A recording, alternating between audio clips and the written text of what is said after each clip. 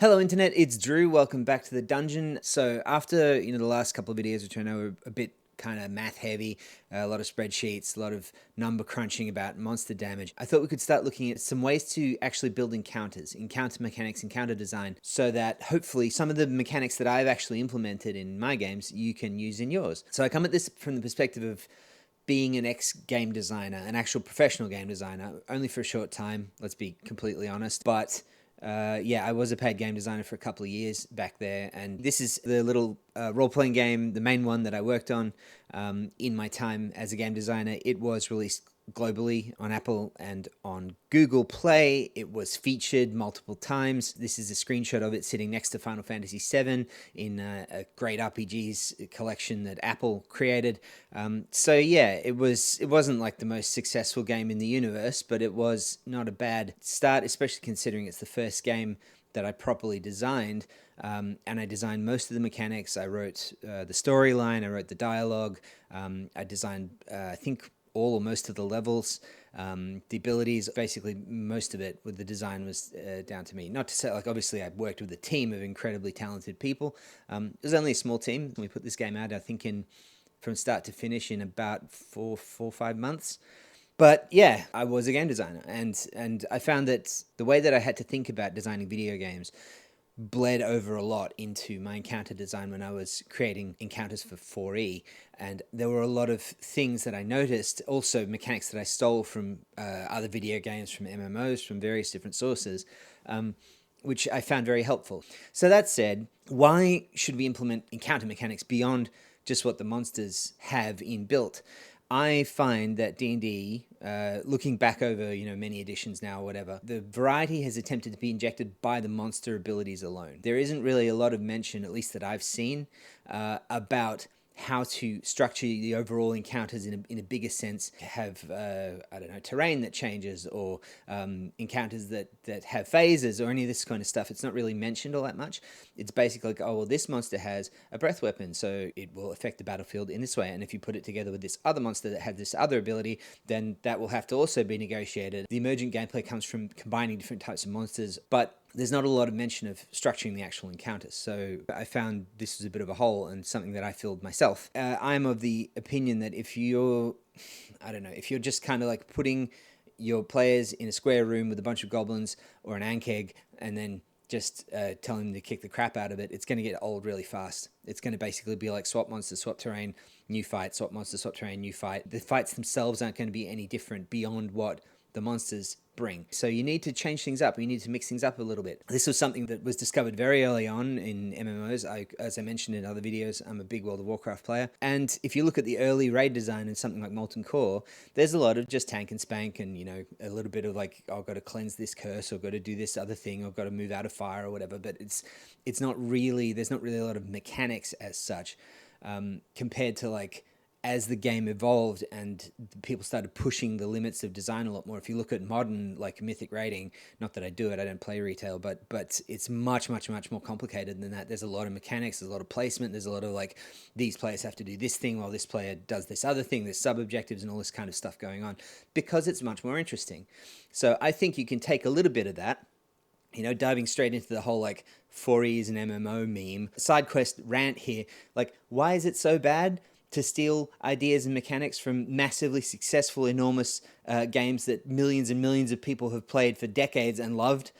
This is the dumbest thing ever. Like, all these purists that are like, oh, keep those video games away from my D&D. You can take the mechanics, it's fine, just use them and steal them and repurpose them. And they're fun because they have been already play tested by millions of people. They work, right? So it's a no-brainer for me. Anyway, I thought we'd start with one of the most basic types of mechanics that tend to come naturally to DMs after they screw up their encounter balance a few times, and that is the idea of waves. Waves of monsters. So, right, you don't just fight the monsters that are on the board at the start of the encounter, there will be more monsters. There will be reinforcements. Wave mechanics is one of the first things that DMs clock on their own when they drastically misbalance an encounter and the party absolutely decimates all the monsters on the board and goes like, well, was that it? And you're like, no, of course that's not it. Haha, behold my, the second lot of orcs that I totally had, prepared.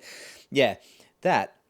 But as per usual with these things, there's a bit more to it. If we look a little bit deeper, the way that you can structure your waves should be a little bit more complex and well thought out than just that, like, patching up your lack of lack of game balance. The first thing to think is that just having more of the same monster show up is kind of dull.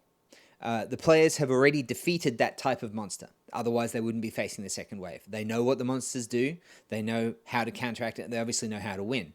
So it's just more of the same. Just that will absolutely feel like a slog. If you just go more orcs or whatever, then that's like the lowest level of wave. Let's think about this in terms of levels. How can we improve that then? All right, so level 2 waves, different monsters. Obviously, that's the first easy fix is just have different monsters show up.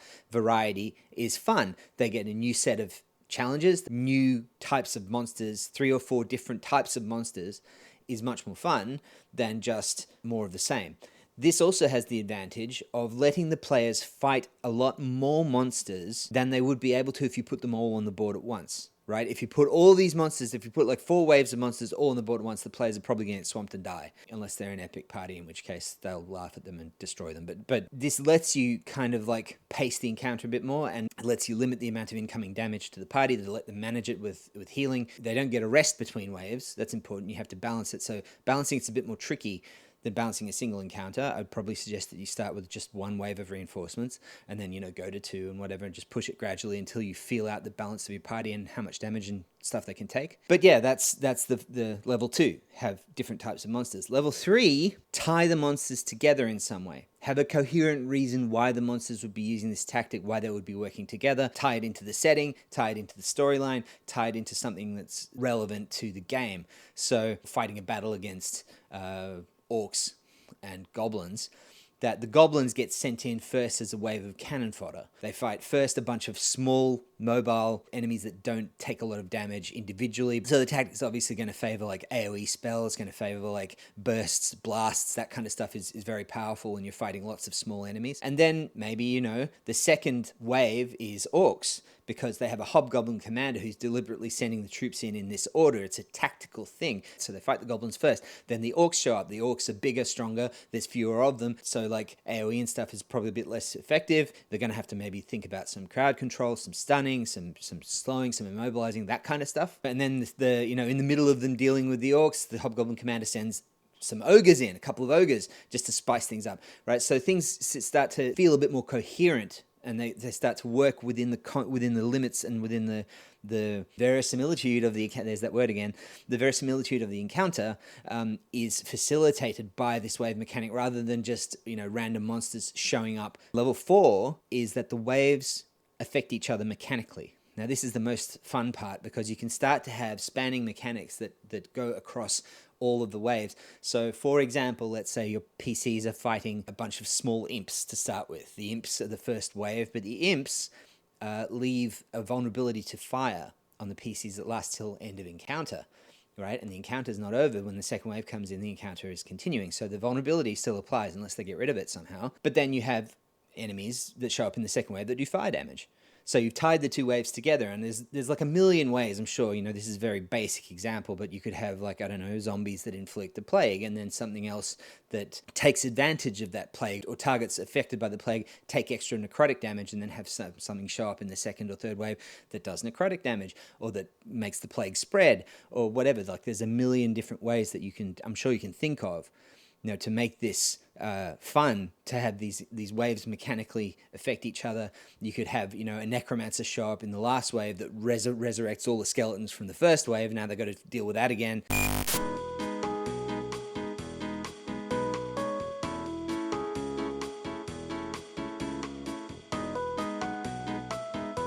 So it starts to get a bit more fun if you think it through and you start to make things a bit more spicy and complicated. There's a lot of mileage that you can get out of this mechanic, out of waves. But they can be boring and grindy. So you got to really think about it and don't deploy it as a default. Don't use it all the time. The classic is obviously reinforcements, right? Like the scout that runs off and gets some help and, and then more monsters show up. That can be a mini game in its own. Maybe you have 3 or 4 of these warning, like these scout type enemies that all try to run at once. So the players have to like track them down, and like slow them, stop them, kill them, whatever it is to stop them from going an alert and raising the alarm. That can be fun too. Another possibility might be to have the waves actually affect the encounter itself. So let's say that the PCs fight an Earth Elemental to start with, and the Earth Elemental smashes the ground and rends it apart, and the PCs tumble into the ravine that is revealed, and then at the bottom of the ravine, a bunch of bullets burrow up from underground, and they have to fight them. So it's like, that's more like a, you disturbed our environment, we're going to attack kind of thing, rather than it being a conscious tactic on the part of the enemies. But you can have this, absolutely have this sort of thing be also tied into the battle map itself. A chase sequence can also be under the hood. It can be a wave mechanic because you're facing multiple different things all within the same context. The other neat thing about waves is that if the PCs are getting a bit overwhelmed, if you've overbalanced the encounter, you can always just leave a wave out. You can, add an extra wave in. They're very flexible. If you've watched the monster damage video, if you've done the groundwork and you're pretty sure that each wave is solidly balanced and not going to be out of control, then if you just added too many waves, you just leave one out. Great, done. Encounter is balanced. It's way easier than kind of like having to step in and fudge rolls and mess around with the amount of damage that the monsters are doing to the PCs within each wave. You can just leave one out. It's more modular. So yeah, plenty of stuff to think about there. Really great mechanic. I use it tons, and I hope that that's kind of given you a bit of stuff to think about, with regard to maybe the way that you can use waves in your games. I hope you enjoyed the video, and I'll catch you in the next one. Thanks a lot. Bye.